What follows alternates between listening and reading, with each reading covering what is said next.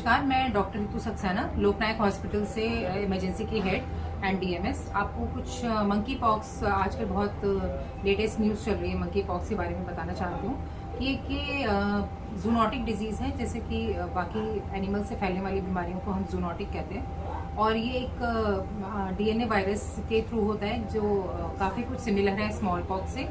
और इसको orthopox virus कहते हैं, जो पॉक्स विरिटी जो एक फैमिली उससे बिलोंग करते हैं। स्मॉल पॉक्स के जैसा ही कह सकते हैं, स्मॉल पॉक्स और काउपॉक्स वायरस के जैसा ही होता है ये। क्योंकि स्मॉल पॉक्स आप सबको पता होगा कि इरेडिकेट हो चुका है 1980 में, और तो उसके बाद कोई केस रिपोर्ट नहीं हुआ है, तो पूरे विश्व से स्मॉल पॉक्स इरेडिकेट हो चुका था।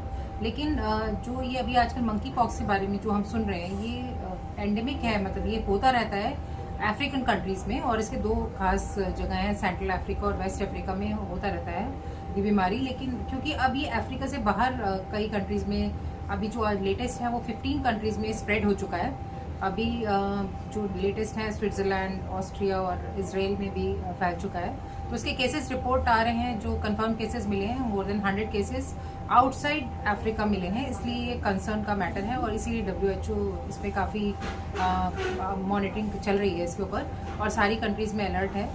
बट इसमें कोई ऐसा पैनिक करने की आवश्यकता नहीं है, क्योंकि एक तो इसके सिम्टम्स हमें जानने होंगे कि स्मॉल पॉक्स की तरह ही है। तो इसमें क्या होता है बेसिकली, इसमें फीवर होता है, इसमें रैशेस होते हैं, और उसमें जैसे स्मॉल पॉक्स में आपने देखा होगा कि जैसे कि रैशेस के बाद उसकी स्टेजेस होती हैं, वेसिकल्स बन जाते हैं, फिर पस्ट्यूल्स बन जाते हैं, और बाद में स्कैब बन के वो हट जाता है। तो वैसे ही इसमें भी होता है, लेकिन इसमें और स्मॉल पॉक्स में ये फ़र्क है कि इसमें लिम्फ एडेनोपैथी होती है, लिम्फ नोड एनलार्जमेंट हो जाती है। अगर हम साधारण भाषा में कहें तो लिम्फ नोड का एनलार्जमेंट हो जाता है, जो उसे स्मॉल पॉक्स से अलग करता है। और दूसरी बात ये है कि स्मॉल पॉक्स ज़्यादा फैटल होता है, और इसमें जो केस फैटेलिटी है वो स्मॉल पॉक्स से कम है।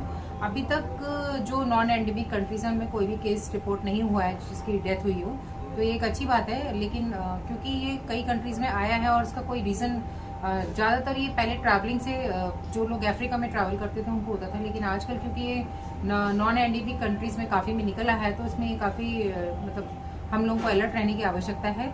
और इसके सिम्टम्स यही है कि फीवर हो गया, माइल्जिया, बहुत ज़्यादा बॉडी होता है, लिम्फ एडेनोपैथी होती है, और रैशेस और पैप्यूल्स और ये बन जाते हैं, स्कैब्स बन जाते हैं। और ये पर्सन का जो ट्रांसमिशन है, हमें जानना होगा कि मंकी पॉक्स क्यों बोलते हैं, क्योंकि इसका ट्रांसमिशन जो है वो बेसिकली जो हम फर्स्ट केस रिपोर्ट हुआ था ह्यूमंस में 1970 में, वो अफ्रीका में ही हुआ था।